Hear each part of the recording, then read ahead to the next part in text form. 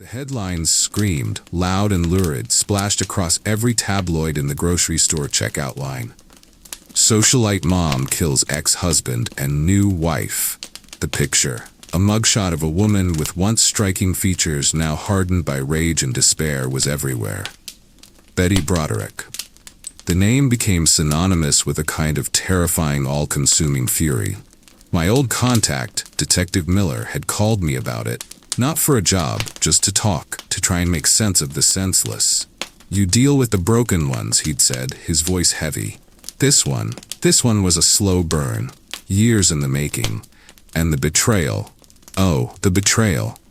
I remembered the case. Everyone did. It was the kind of story that seeped into the collective consciousness, a grim fairy tale of wealth, infidelity, and the destructive power of a heart scorned. Betty and Dan Broderick. They had been the golden couple, the kind you saw in glossy magazine spreads. He, a brilliant, ambitious medical doctor who later became a highly successful malpractice attorney. She, the devoted wife and mother, sacrificing her own aspirations to raise their 4 children, supporting him every step of his meteoric rise. They had the sprawling La Jolla mansion, the country club memberships, the whole 9 yards. Their marriage was a testament to enduring love, hard work, and the American dream achieved. That was the initial betrayal, the one that festered and rotted everything from the inside out. When Dan, after years of Betty's unwavering support, decided he was done. Done with the marriage, done with the life they'd built. He found a younger woman, his former legal assistant, Linda Kolkina.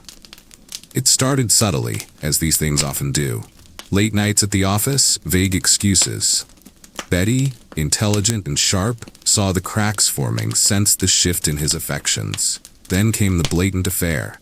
The agonizing realization that the man she had dedicated her life to, the father of her children, was systematically dismantling their shared world, replacing her with someone new, someone younger. The divorce wasn't just contentious, it was a scorched earth campaign.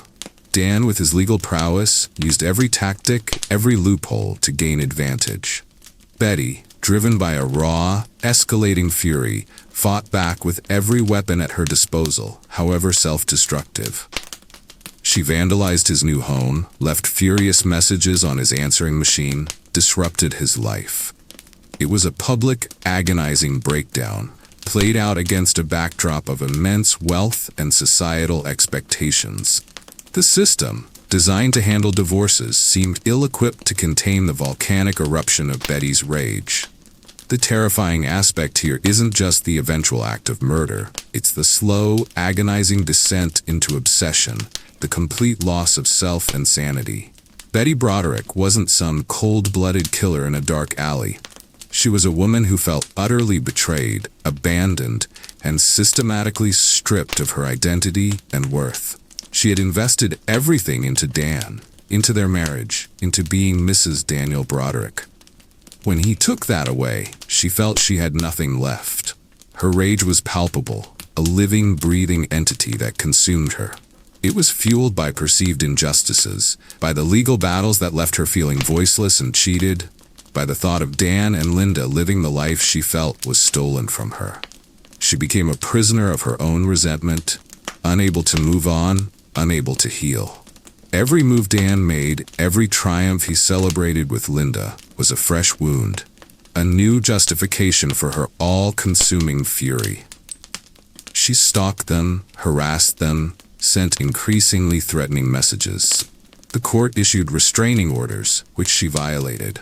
She was a woman unraveling in plain sight, and no one, not the courts, not her friends, not even her own children, seemed able to pull her back from the precipice. The legal system, designed to bring order, only seemed to exacerbate her feelings of helplessness and rage. It was like watching a train wreck in slow motion, knowing the inevitable impact was coming, but powerless to stop it. The day of the murders, November 5th, 1989, started like any other Sunday.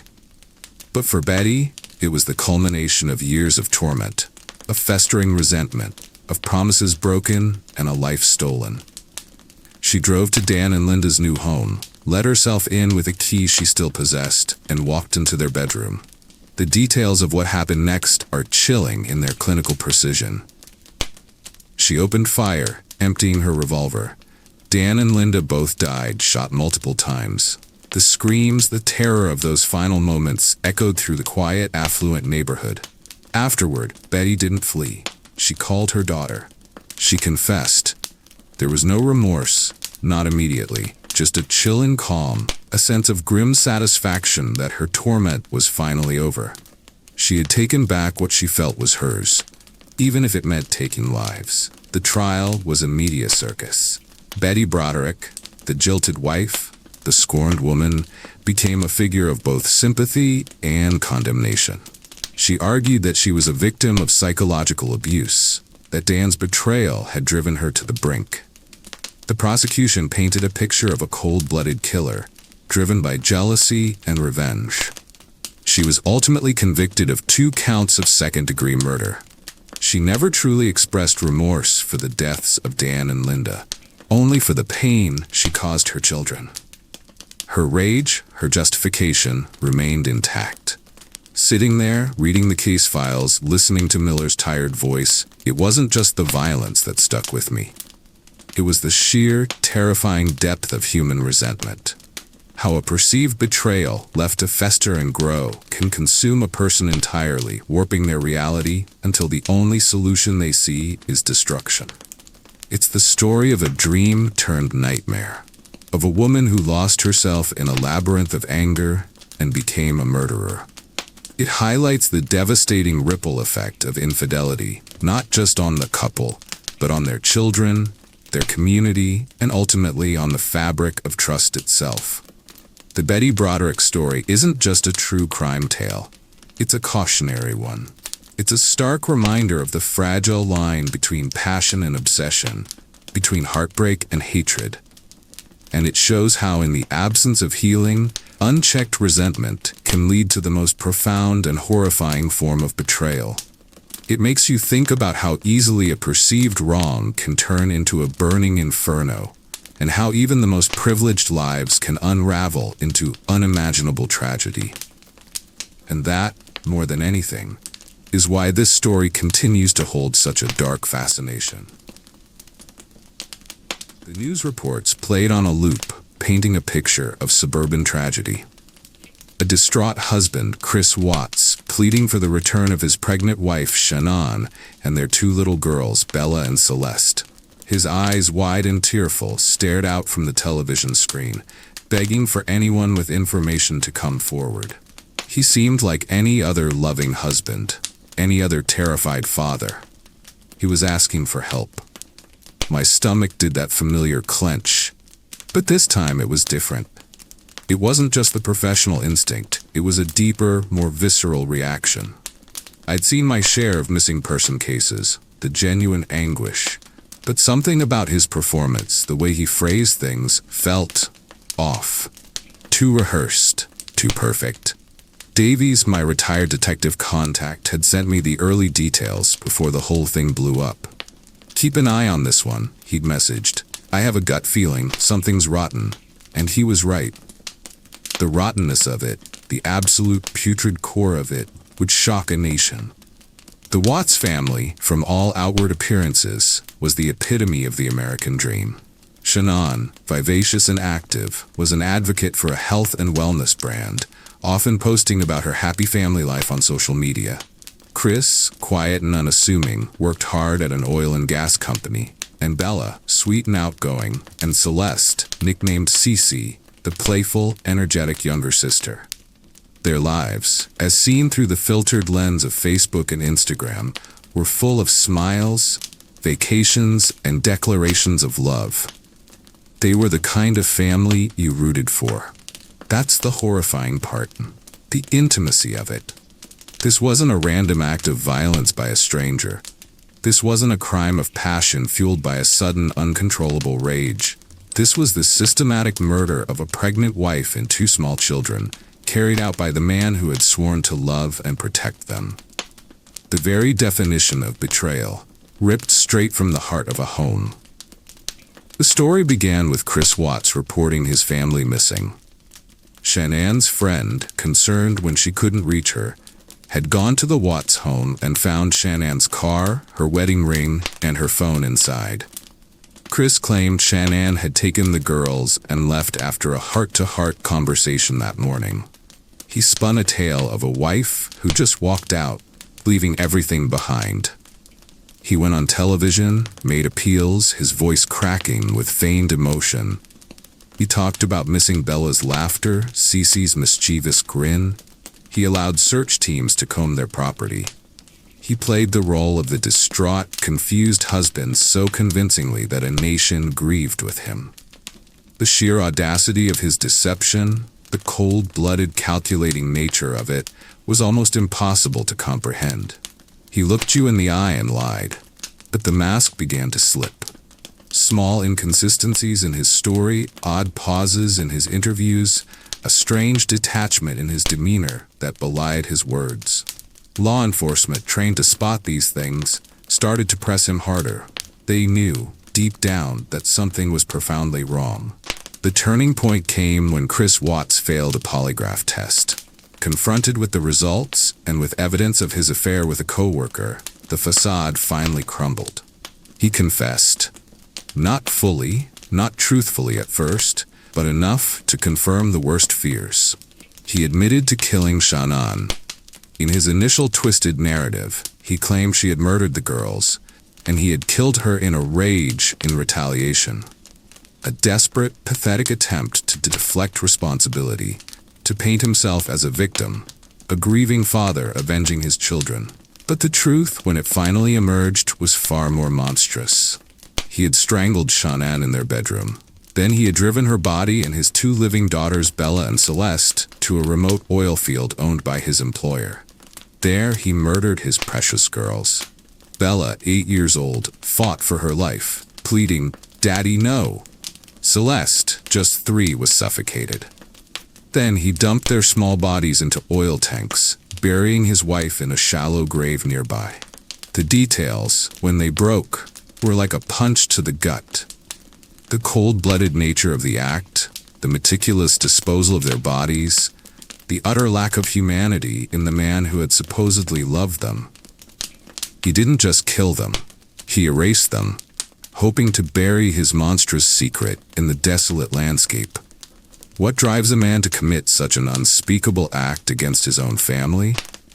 The initial motive seemed to be his desire for a new life with his mistress, unburdened by the responsibilities of his current family. A seemingly normal man, so desperate for a fresh start that he was willing to obliterate his entire past, including the innocent lives he created. But it was more than just that. It was the chilling sense of entitlement, the ultimate narcissism. He saw his family not as individuals with lives and dreams, but as obstacles to his own selfish desires. He was willing to sacrifice everything, every bond, every moral fiber, for his own perceived happiness. The Watts family murders became a case study in how betrayal can fester in the most intimate spaces. The husband, the father, the protector, transformed into the ultimate betrayer. The public, who had offered their sympathy, felt a profound sense of violation, a sickening understanding that the monster could literally be living next door, wearing the most innocuous smile. Chris Watts was ultimately sentenced to multiple life sentences, without the possibility of parole. Justice, in a legal sense, was served.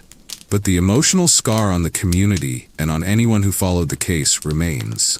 Davies and I talked about it for hours, the grim details replaying in our minds. He looked so normal. Davies kept repeating, shaking his head. That's the worst part, isn't it? The banality of evil. The guy next door, the loving dad. It's the ultimate fear stripped bare. The person who knows your deepest vulnerabilities, who shares your bed, who holds your children in their arms, can turn on you with such cold, calculated malice. It shatters the very concept of safety, of sanctuary, within the walls of your own home. The Watts family murders aren't just a crime story. They're a terrifying parable for the modern age.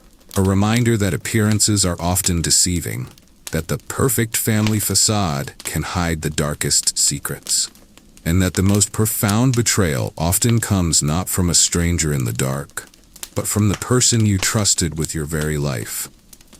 It leaves you questioning everything, everyone, and that, more than any gruesome detail, is why the story of Chris Watts is one that haunts us, because it shows us just how thin the line can be between love and the most horrifying kind of betrayal, and how easily that line can be crossed by the person you least suspect. The old woman's hand, frail and papery, trembled slightly as she reached for the cup of tea. Dr. Harold Shipman, known to everyone in the quiet English town of Hyde simply as Dr. Harold, smiled kindly. His eyes, behind wire-rimmed glasses, crinkled at the corners, radiating a practiced warmth that could soothe any fear. He was the picture of a caring, dedicated family physician, and that, right there, was the horror of it. My contact, a retired detective named Inspector Davies, had met me in a dim pub, the kind with sticky floors and the faint smell of stale beer. He'd slid a thick file across the table. "Shipman," he'd grunted, taking a long pull from his pint. "Still haunts me. One of the worst I ever saw. The betrayal, that's what really gets you." Davies had called me in because I specialized in the psychological profiles of these kinds of cases, the ones that defy easy explanation. He wanted me to look at it, not just the facts, but the how and the why of a mind so twisted it could wear a mask of compassion for decades. Harold Shipman wasn't a shadowy figure lurking in alleys. He was a pillar of the community. He had his own practice, a friendly demeanor, and a reputation for being exceptionally attentive to his elderly patients. He made house calls, he listened, he offered comfort. For decades, he was the doctor everyone wished they had. That's the chilling part. These weren't strangers. These were people who had known him for years, who had entrusted their aches, their pains, their very lives to his hands. They invited him into their homes, shared their worries, perhaps even their deepest secrets. They believed he was there to heal, to protect, and he was there to kill. The method was simple, insidious. Lethal doses of diamorphine administered during routine house calls, disguised as legitimate medical treatment. The cause of death, usually listed as old age or a sudden, unexpected cardiac event, was rarely questioned. After all, these were elderly patients, many with pre-existing conditions. Who would suspect their kind, caring doctor? The sheer scale of it was what truly defied belief. When the full horror of his actions began to unravel, the numbers grew and grew, until they settled on an estimated 250 victims, though the true count could be far higher. 250 lives, extinguished by the man sworn to protect them. It wasn't a spree. It was a systematic, almost bureaucratic process of murder, carried out over decades. The first clue, Davies explained, came not from a medical professional, but from a concerned undertaker. Alan Massey, a local funeral director, noticed a disturbing trend.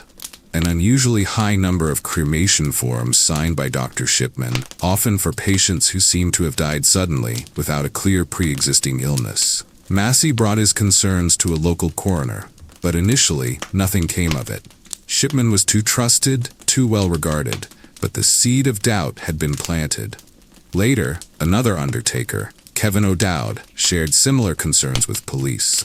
Then the family of Kathleen Grundy, a vibrant, active 81-year-old who died suddenly after a Shipman house call, discovered he had forged her will, making himself the sole beneficiary.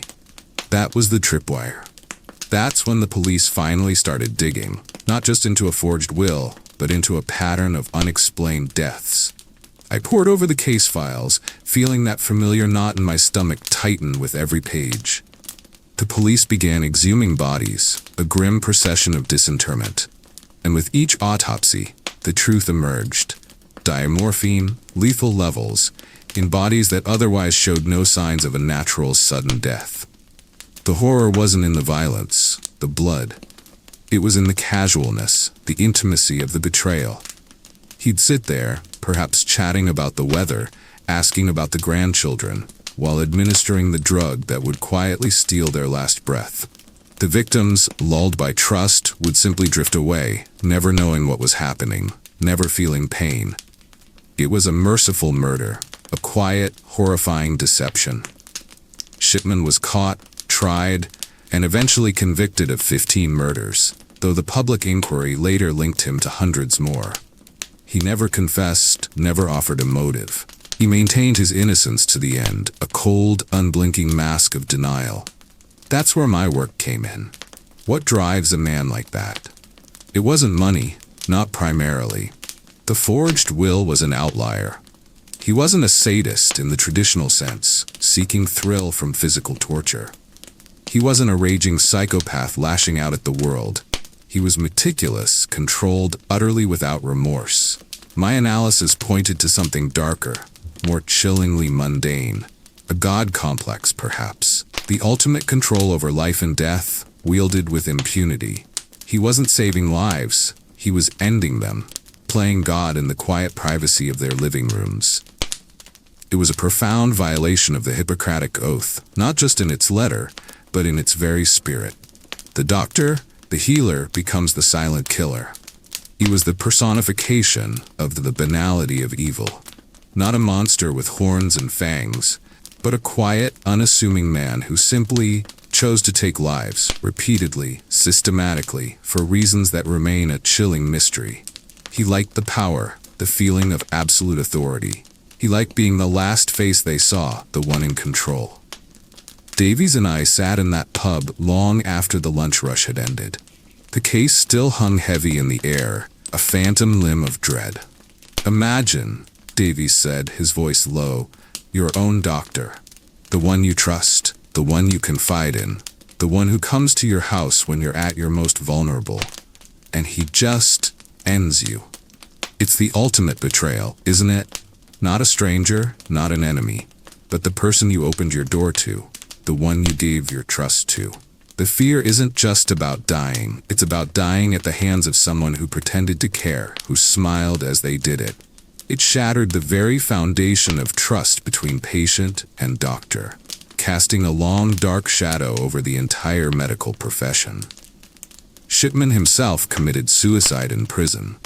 He took his motives with him, leaving behind a legacy of unspeakable horror and a community forever scarred by the knowledge that their beloved doctor was a serial killer operating in plain sight. The true horror wasn't just the deaths, it was the deception. The years of smiling lies, the shattering of the most sacred trust. It stays with you, a deep, unsettling whisper in the back of your mind. Because if you can't trust the one person sworn to heal you, who can you trust? And that, more than any gruesome detail, is why the case of Dr. Harold Shipman continues to haunt us. It's the story of how easily absolute trust can be turned into the most intimate and terrifying form of betrayal.